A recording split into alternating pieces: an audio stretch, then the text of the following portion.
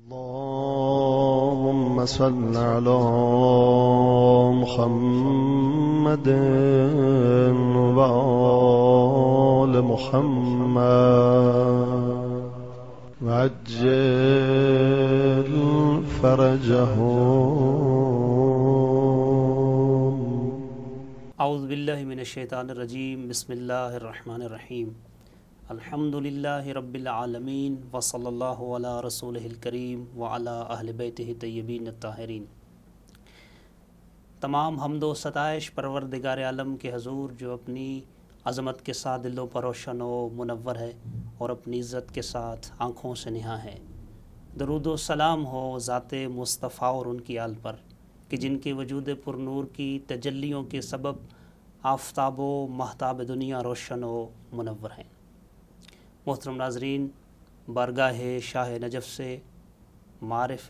ولایت کے پروگرام فقہی مکالمہ میں تمام ناظرین کو ایک مرتبہ پھر خوش آمدید کہتے ہیں.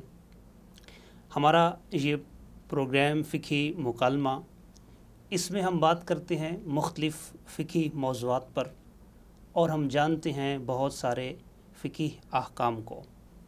ناظرین محترم، اگر آپ کو کوئی فقہی مسئلہ درپیش ہو یا آپ جاننا چاہیں کسی فقہی مسئلے کا جواب، تو سکرین پر موجود ہمارے نمبر پر آپ میسج کر سکتے ہیں. کل ہماری گفتگو جہاں اختتام پذیر ہوئی تھی اور جب ہم بات کر رہے تھے کہ اسلام میں جہاں واجب روزے ہیں وہاں کچھ روزے فقہ میں ایسے بھی ذکر ہوئے ہیں جن کو حرام روزے کہا گیا ہے. تو ہماری بات اس کو مفصل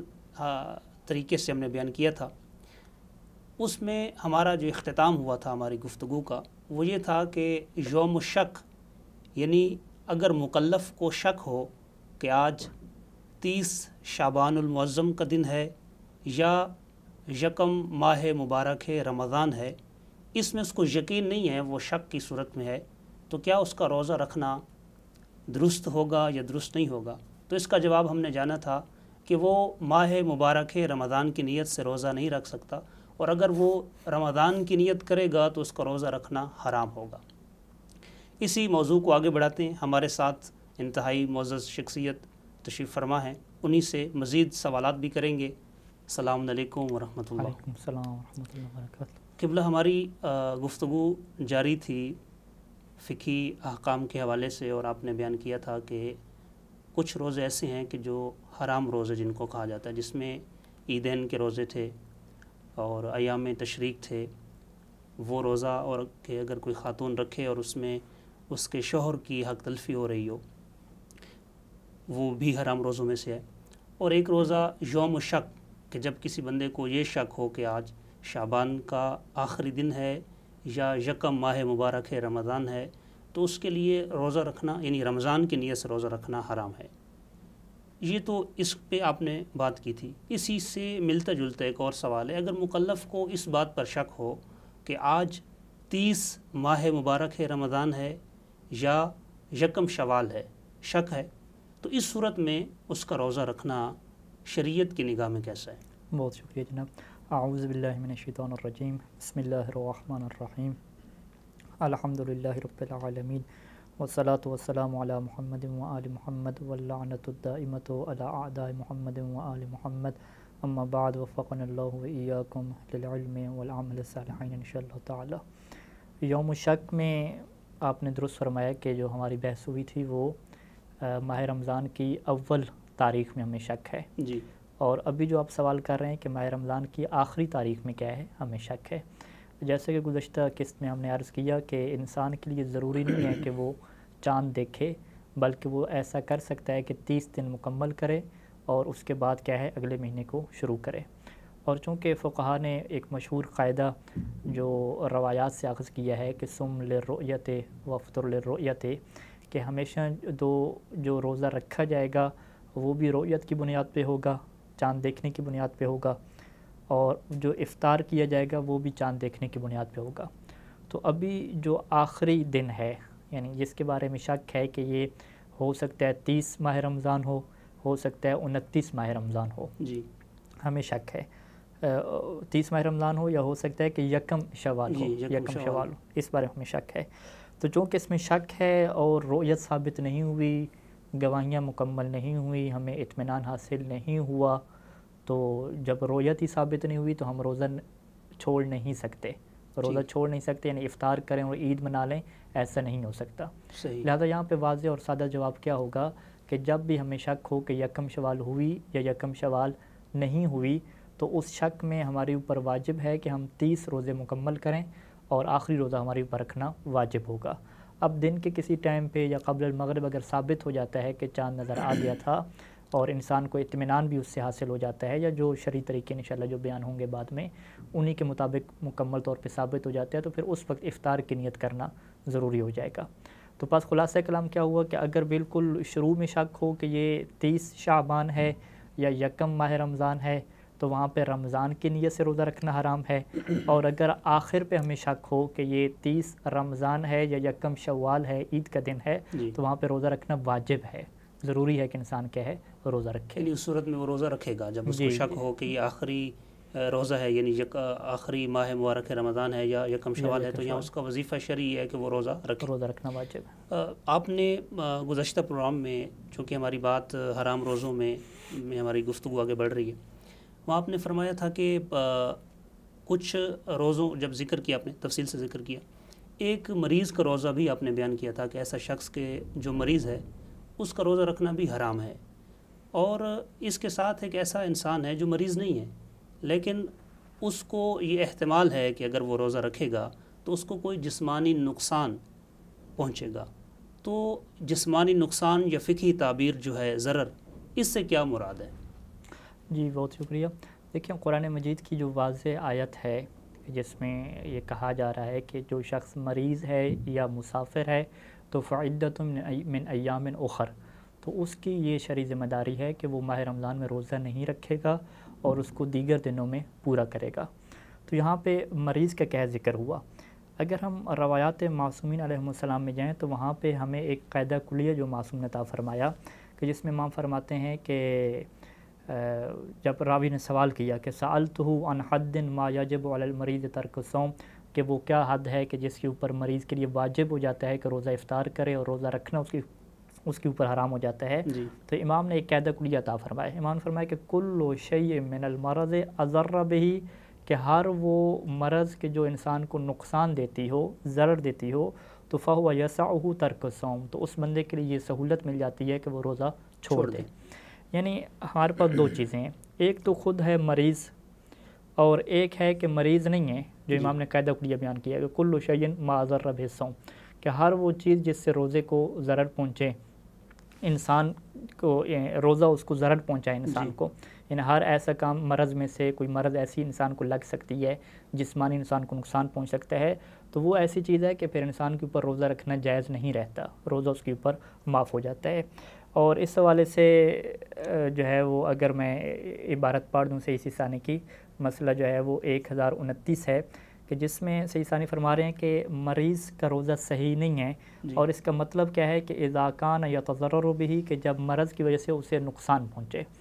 اور وہ نقصان کیسے ہو سکتا ہے؟ لإیجابہ شدتہ، چونکہ وہ مرض ایسی ہے کہ جو سبب بنے گی کہ اس کی مرض مزید شدید ہو جائے گی، زیادہ مرض ہو جائے گی،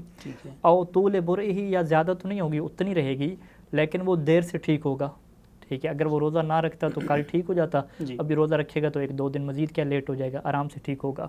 اور شدت علمی، یا مرض بھی اس کی ادھر ہی رہے گی، فقط یہ کہ جو درد اور تکلیف ہے وہ کیا بڑھ جائے گا۔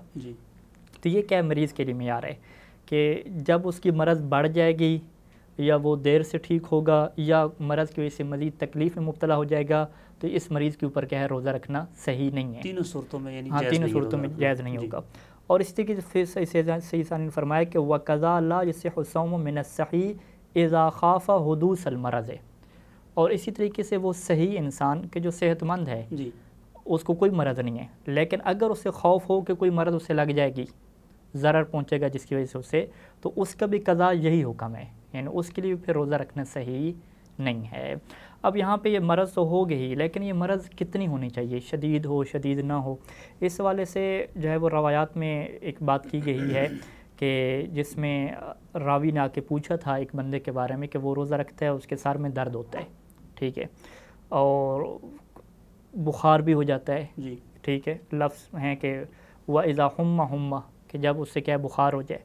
تو امام نے وہاں پہ قاعدہ دیا کہ قال علیہ السلام، امام صادق علیہ السلام فرمایا کہ اذا صدع صداعا شدیدا وَإِذَا حُمَّ حُمًّا شدیدتا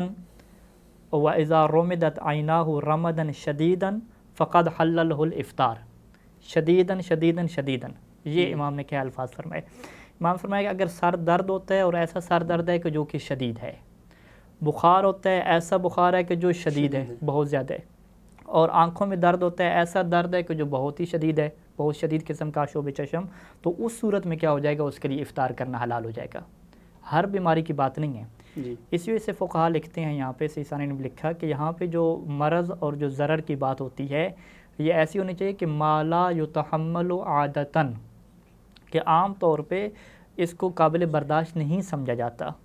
اور یہ کہا جاتا ہے کہ بھی اس کو اگر برداشت کریں گے تو وہ کیا ہے بہت مشکل ہو جائے گا آپ کے لیے۔ تو یہ جو مرض ہے کہ جس کو عام طور پہ قابل برداشت نہیں سمجھا جاتا، یہ وہ ہوتی ہے کہ جو انسان سے روزے کو معاف کروا دیتی ہے، اور انسان کا روزہ رکھنا صحیح نہیں ہوتا۔ اسی وجہ سے ایک ہمارے پاس روایت ہے اور بہت ساری اور بھی روایت ہیں کہ جس میں امام نے فرمایا تھا کہ ان وجد قوتاً فلیصمہ کان المرض ما کان، کہ اگر ایک مریض ہے اور اس کے پاس قوت اور طاقت ہے وہ روزہ رکھ سکتا ہے تو فلیصمہ،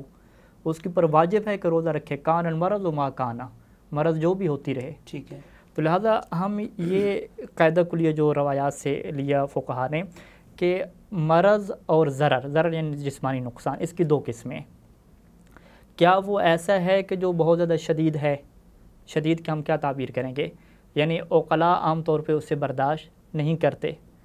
اور اس شدید کا ظاہری بات ہے جو تعلق ہے وہ ہر انسان کی جسمانی صحت کے اعتبار سے مختلف ہوگا۔ ٹھیک ہے، ایک فرض کریں اچھا خاصا صحت مند انسان ہے، اس کے لیے تھوڑا سا بخار کیا ہے کوئی شدید نہیں ہوگا، ایک پہلے سے کمزور ہے اس کو بخار ہوگا تو وہ بہت زیادہ اس کے لیے نقصان دہ ہوگا۔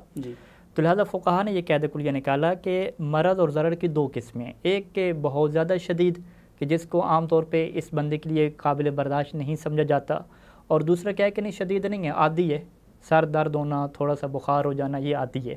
تو اگر بہت زیادہ شدید ہوگا کہ جس کو عام طور پہ برداشت نہیں کیا جاتا تو پھر روزے سے معافی ملے گی، لیکن اگر ایسا ہے کہ جو عام طور پہ برداشت کیا جاتا ہے، تھوڑا بہت بی پی لو ہوگا، تھوڑا بہت کیا ہوگا، سر میں درد ہوگا، تھوڑا بہت بخار ہوگا، تو اس میں روزے کی معافی نہیں دی گئی، بلکہ امام نے فرمایا تھا کہ فلیصمہ ما کان المرض ما کان، جو بھی بیماری ہوتی رہی اس کی شرعی ذمہ داری کیا ہے، اب وہ روزہ رکھے گا وہاں پہ۔ بہت بہترین انداز سے آپ نے بیان کیا، چونکہ یہ مبتلا بھی مسئلہ ہے، اور ہمارے جو ناظرین جو اس وقت دیکھ رہے ہیں، چونکہ ہوتا یہ ہے کہ بعض اوقات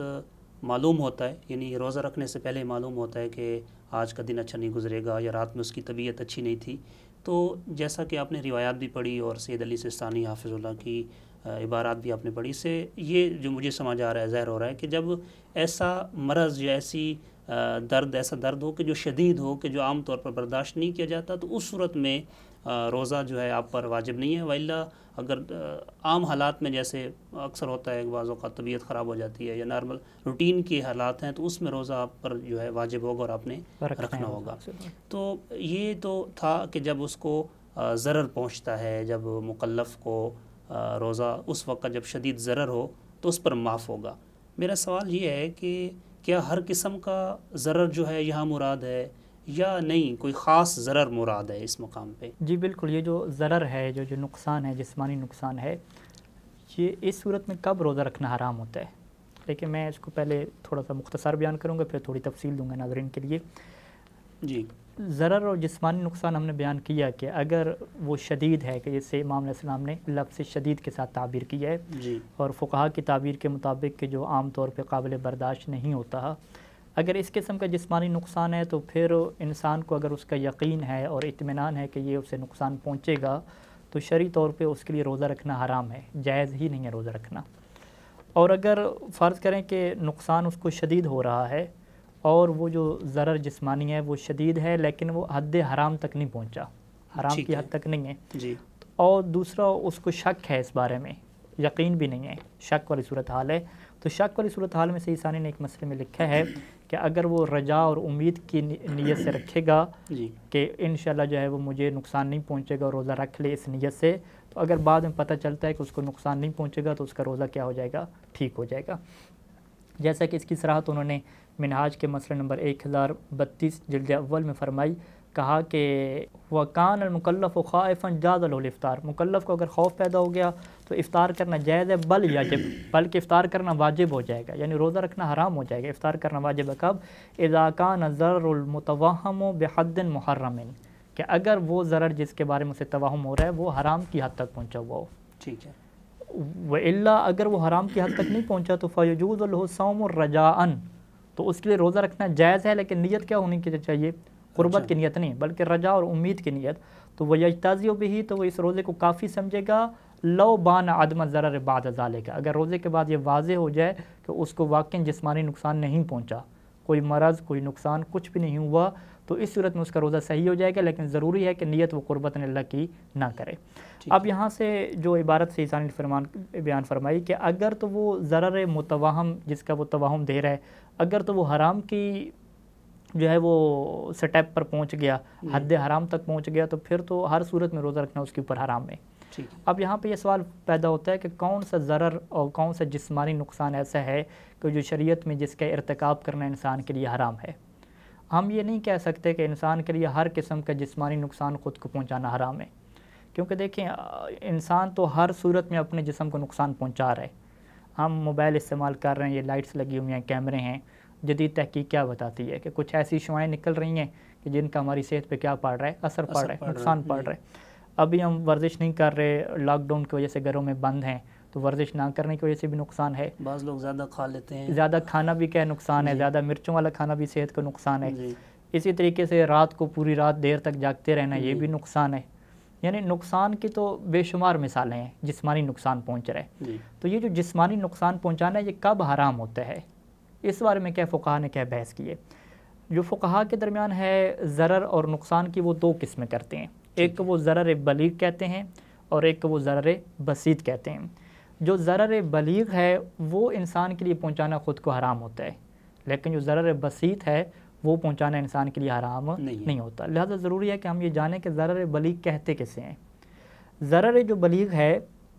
اس کی دو قسمیں کی جاتی ہیں۔ پہلی قسم کیا ہے کہ جس میں انسان کی جان چلی جائے گی، جس سے ہم خودکشی کہتے ہیں۔ جو خودکشی ہے اس کو قرآن مجید نے ہلاکت سے تعبیر کیا ہے، وَلَا تُلْقُوا بِأَيْدِيكُمْ إِلَى التَّهْلُكَةِ، اپنے آپ کو ہلاکت میں نہ ڈالو، یعنی موت کی طرف نہ لے کر جاؤ، خودکشی نہ کرو۔ یعنی ضرر بلیغ کو ہلاکت بھی ہم کہہ سکتے ہیں۔ ضرر بلیغ کی پہلی قسم ہلاکت، اس کا نام ہم موت رکھیں، خودکشی رکھیں۔ دوسری قسم کیا ہے کہ خودکشی تو نہیں ہے، لیکن اس سے کیا ہوگا، انسان کے جو اعضاء ہیں، جسم کے جو اعضاء ہیں، اس میں سے ایک ایسا عضو ضائع ہو جائے گا کہ جس کا کوئی متبادل بھی انسان کے پاس نہیں ہے۔ اور اس کے صحیح ثانی نے جو مثالیں ذکر کی ہیں کہ ایک پورا ہاتھ انسان اپنا کاٹ دے، ٹھیک ہے، یا فرض کریں کہ اپنی آنکھ نکال دے، ٹھیک ہے، یا اسی طریقے سے جب خواتین کی یہ بحث آئی کہ وہ بچوں کو روکنے کے لیے اپنی بچہ دانی نکلوا دیں، تو پورا بچہ دانی نکلوا دینا یعنی اپنے پورے عضو کو ختم کروا دینا، یہ اس کو کیا شمار کیا، ضرر بلیغ شمار کیا، یہ حرام ہے، جس کا ارتکاب انسان کے لیے جائز نہیں ہے۔ تو پس ضرر بلیغ کی دو قسمیں ہو گئیں، ایک ہلاکت اور موت، اور دوسرا کیا ہے جسم کے اعضاء میں سے کسی عضو کا کیا ہے ضائع ہو جانا۔ اب اس کے لیے اگر آپ صحیح ثانی کے رائے کو دیکھنا چاہیں دقیق طریقے سے تو میں ناظرین کے لیے عبارات بھی پڑھ دیتا ہوں۔ منہاج الصالحین میں تیسری جلد کے اندر آپ چلے جائیں اور وہاں پہ ایک باب ہے ہمارے پاس، باب الاطعمہ والاشربہ، کھانے پینے کے وہاں پہ کیا ہیں مسائل ڈسکس کیے ہیں۔ وہاں پہ مسئلہ نمبر 912 ہے کہ جس میں صحیح ثانی فرماتے ہیں کہ یحرم استعمال کل ما یضر ضررا بلیغا بالانسان، ہر اس چیز کا استعمال انسان کے لیے حرام ہوتا ہے کہ جس سے انسان کو ضرر بلیغ پہنچے۔ اب یہاں پہ ضرر بلیغ کی انہوں نے دو قسمیں بیان کی، سواء اکان موجبا للہلاک، چاہے ضرر بلیغ ایسا ہو کہ جس سے ہلاکت آتی ہو۔ اس کی مثال کیا دی، جیسے انسان سموم قاتلہ، زہریلا زہر کیا کھا لے، ایسا زہر کہ جس سے اس کی جان چلی جائے گی۔ اور اسی طریقے سے کہا کہ امکان موجبا لتعطیل بعض الاعضاء، ضرر بلیغ ایسا ہو کہ مرے گا تو نہیں لیکن اس کے بعض اعضاء میں ضائع ہو جائیں گے، او فقدان بعض الحواس، یا جسم کا کوئی عضو ضائع نہیں ہوگا تو بعض جو حواس ہیں اس کے، دیکھنے کی چیز ہے، سونگنے کی چیز ہے، کان وغیرہ ہیں، وہ کیا ضائع ہو جائیں گے۔ اب اس کی کیا مثالیں دیں کا استعمال ما، ایسی چیز کو استعمال کرتا ہے یا ایسا کام کرتا ہے کہ ما یوجب شلل الید، کہ جس سے اس کے پورا بازو کیا ہو جائے گا، ختم ہو جائے گا، شل ہو جائے گا، او عمی العین، یا آنکھ کے اعتبار سے وہ کیا ہو جائے گا، اندھا ہو جائے گا۔ تو یہ کیا مثالیں دیں؟ ضرر بلیغ کی مثالیں دیں۔ اور اسی طریقے سے آپ جو ہے وہ منہاج الصالحین میں آپ چلے جائیں جلد اول میں، اور جلد اول کے آخر میں جب جدید فقہی مسائل بیان فرمائے اور وہاں پہ جب یہ بحث ہوئی کہ کیا انسان کے لیے جائز ہے کہ اپنے جسم کا کوئی حصہ کاٹ کے دوسرے کو دے دے، تو وہاں پہ سے انسان نے فرمایا کہ مسئلہ نمبر 62 ہے وہاں پہ، یعنی جدید فقہی مسائل میں احکام الترقی،